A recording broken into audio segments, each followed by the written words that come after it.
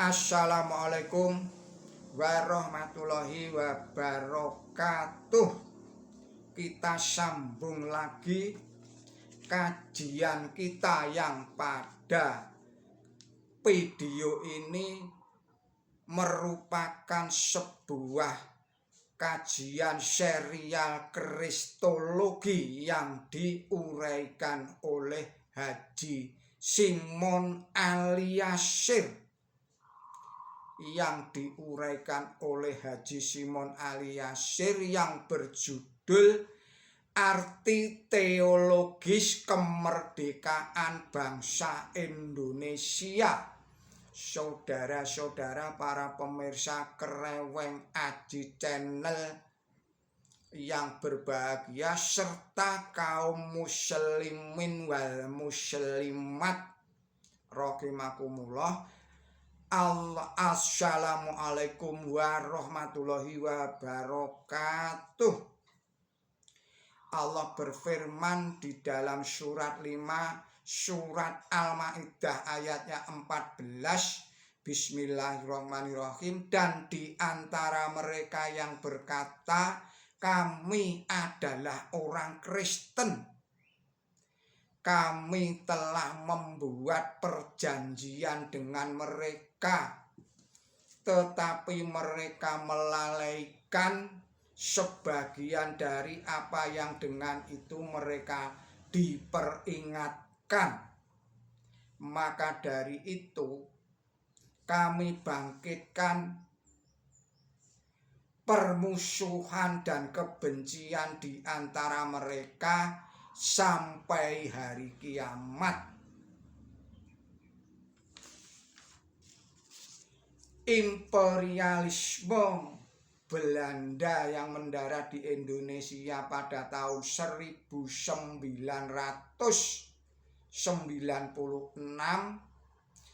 yang 6 tahun berikutnya yaitu pada tahun 1602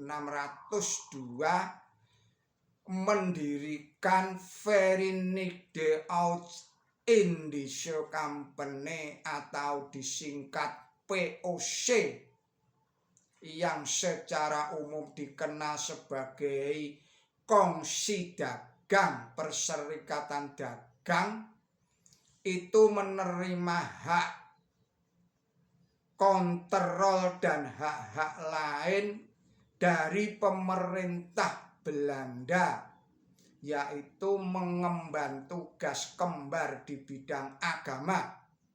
Secara positif melindungi agama Kristen dan secara negatif membasmi agama-agama lainnya, khususnya agama Islam yang bagi gereja agama Islam itu adalah suatu superstisi yang sama kedudukannya dengan agama kafir.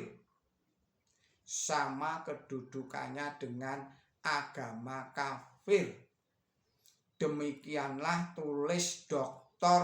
J.L. Abineno di dalam bukunya Sekitar Praktikta. Saya ulangi lagi, Sekitar Teologi Praktikta, halaman 105 sampai dengan 106, jilid Romawi 2. Tugas VOC tersebut diperkuat oleh pemerintah kolonial Belanda. 7 cara kristenisasi ditetapkan pada tahun 1627 di Jakarta. Menurut Victor Purcell dalam The Chinese in South Asia, Gubernur Jenderal Reiners mengeluarkan ordonansi agama pada tahun 1651. Isinya adalah melarang aktivitas seluruh agama di wilayah kekuasaan VOC kecuali agama Kristen Protestan. Setelah VOC bubar, saya ulangi lagi, setelah VOC bubar, tugas tersebut diteruskan oleh pemerintah Hindia Belanda. Diteruskan oleh pemerintah Hindia Belanda karena karakter yang dibentuk oleh doktrin agama yang eksklusifistik inilah Eropa terus terjebak di dalam perang agama sehingga tidak punya simbol kesatuannya. Meski secara etnis satu induk suku bangsa, yakni suku bangsa Yavatik, dan wilayahnya lebih sempit daripada wilayah Indonesia, Eropa tetap terbentuk dalam banyak negara, bangsa dan bahasa. Berbeda dengan Indonesia yang karakter bangsanya sangat dipengaruhi oleh Islam yang pluralistik dan inklusifistik. Tatkala generasi muda bangsa ini masih terkotak-kotak di dalam wadah kesatuan lokal, yaitu Jong Java, Jong Sumatera, Jong Celebes, Jong Islam, dan lain-lain sebagainya. Islam telah mempersatukan mereka dalam Jong Islam Minten Bon atau biasa disingkat JIB dalam permulaan tahun 1925. Akhirnya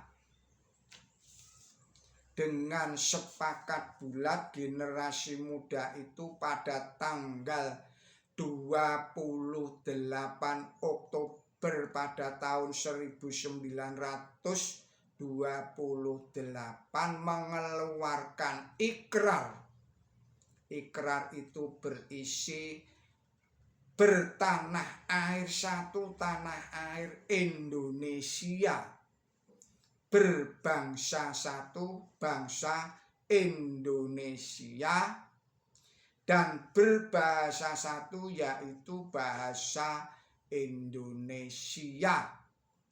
Persatuan dan kesatuan yang tampaknya sekuler, tetapi itu sebenarnya adalah bersifat Islamistik. Saudara-saudara para pemirsa Kereweng Aji Channel yang berbahagia, serta kaum muslimin wal muslimat rahimakumullah, kristenisasi itu adalah bahaya laten akidah Islam.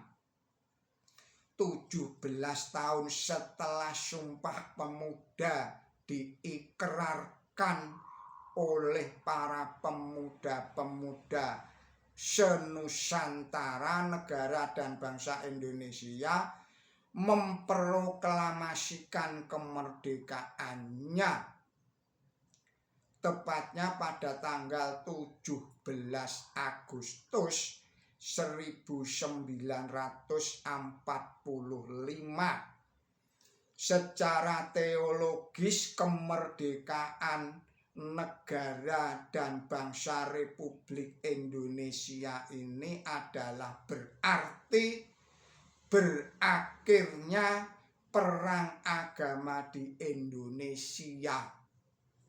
dan Islam yang keluar sebagai pemenangnya, sebagaimana tampak di dalam universum simbol yang karakteristiknya adalah Islami, yakni wawasan Nusantara yang tidak mempertentangkan perbedaan etnis, tidak mempertentangkan perbedaan etnis dan perbedaan agama, berdasarkan ideal Pancasila dan konstitusional Undang-Undang Negara Republik Indonesia tahun 1945.